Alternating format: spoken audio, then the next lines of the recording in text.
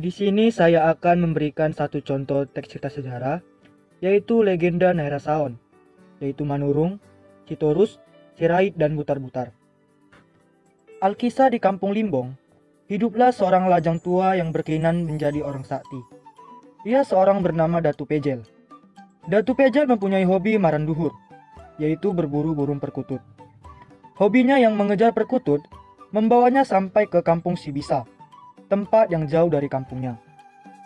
Namun saat mendapatkan hasil pengejarannya, Datu Pejel tersadar kalau ia belum memiliki pasangan hidup.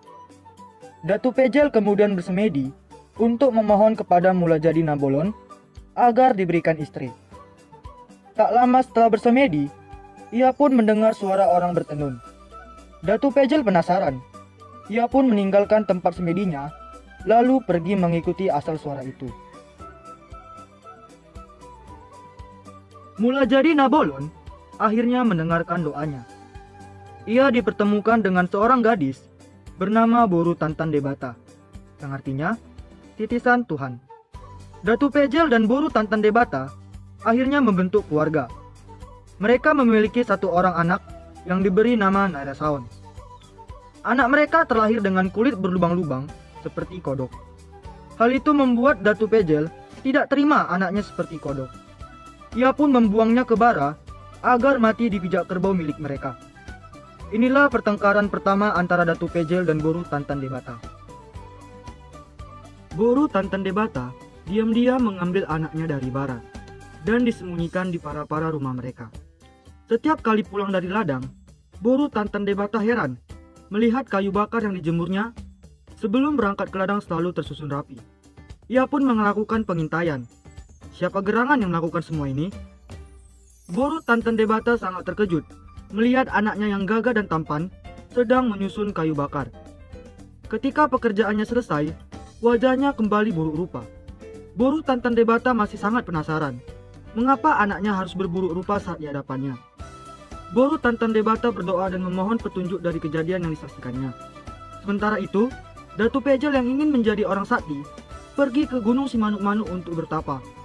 Boru Tantan Debata tersadar bahwa Datu Pejel adalah orang sakti. Bagaimanapun, Nairasaon adalah darah daging Datu Pejel.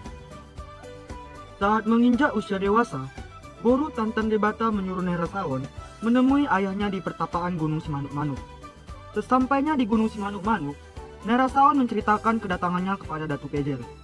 Datu Pejel pun berkata, "Pergilah ke kampung asalku di Kampung Limbong. Mintalah dari pamanku anak gadisnya untuk menjadi istrimu." Begitulah petunjuk yang didapat Nairasaon. Nairasaon berangkat ke Limbong. Sesampainya di Limbong, Nairasaon menemui pamannya dan mengutarakan niatnya. Dari 7 putri pamannya, tak satu pun yang mau menjadi istri Nairasaon, karena wajahnya seperti kodok. Suatu sore, tanpa sengaja putri pamannya yang paling musuh melihat Nairasaon pergi mandi. Ia terpesona melihat ketampanan wajah Nairasaon. Ia menyadari bahwa wajah Nairasaon hanyalah rumang atau topeng. Di hari ketiga, Nairasaon pamit untuk pulang. Namun sebelum pulang, pamannya mengumpulkan ketujuh putrinya dan menanyakan satu persatu. Putri pertama sampai putri keenam tidak ada yang bersedia. Mereka tetap pada pendirian sebelumnya. Kemudian ditanyalah kepada putri ketujuh, putri yang paling bungsu.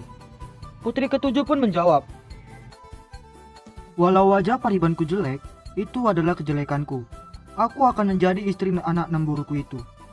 Akhirnya Nairasaon pun dinikahkan dengan putri bungsu. Nairasaon dan putri bungsu akhirnya diberkati, dan seketika kutukan Nairasaon pun hilang. Mengetahui Nairasaon cukup tampan, pada saat menjelang pesta, pariban Nairasaon yang 6 orang lagi menuntut kepada orang tuanya, mengapa mereka dilangkai adiknya. Sang paman pun menjawab, "Kalianlah yang menolak, adikmu yang mau. Mereka yang sudah diberkati tidak akan lagi dipisahkan." Nairasaon kembali ke Sibisa dan menetap di sana. Tiba pada saatnya istri Nairasaon melahirkan. Namun, yang dilahirkan berbentuk lambutan, atau bayi kembar siam yang terbungkus.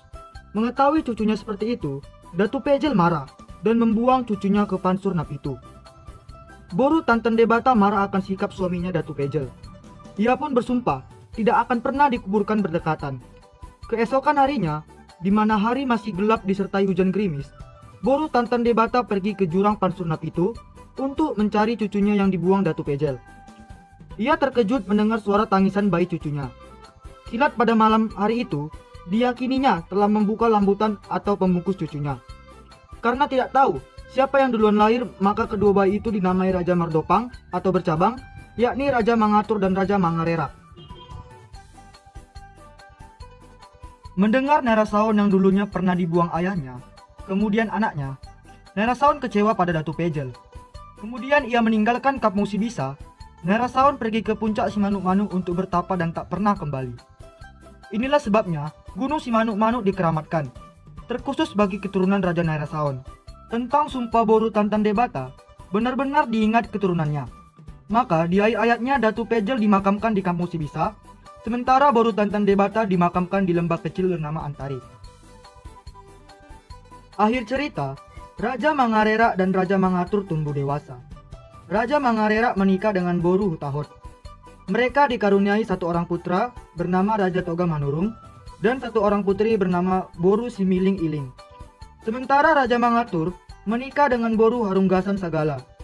Mereka dikaruniai 3 orang putra bernama Raja Sitorus, Raja Sirait, dan Raja Butar-Butar.